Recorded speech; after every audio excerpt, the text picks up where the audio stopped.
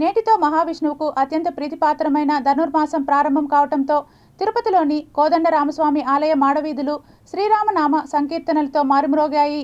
ధనుర్మాసం ప్రారంభ సమయం ఈ రోజు నుంచి అన్ని దేవాలయాల్లో స్వామివారికి ప్రత్యేక అభిషేక పూజలు చేసి అలాగే తిరుప్పావై ప్రవచనాలు జరుగుతుంది.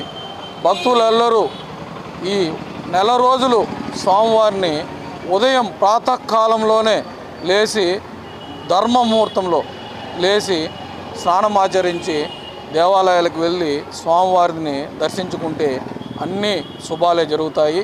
ఈరోజు ధనుర్మాసం ప్రారంభ సమయంలో 1:20 ఈరోజు ప్రారంభమైంది.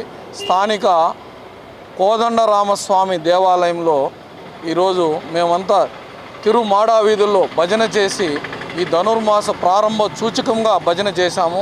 అందరూ భక్తులు విచ్చేశారు. తదనంతరం స్వామివారిని దర్శించుకుని ప్రసాదాలు స్వీకరించాము. ముక్తికి మార్గమై సోపానమైనటువంటి ధనుర్మాస మార్గంలో ఈరోజు ప్రారంభం. ధనుర్మాస గడియలు ఈ మధ్యాహ్నం 1:22 ప్రారంభమవుతున్నాయి.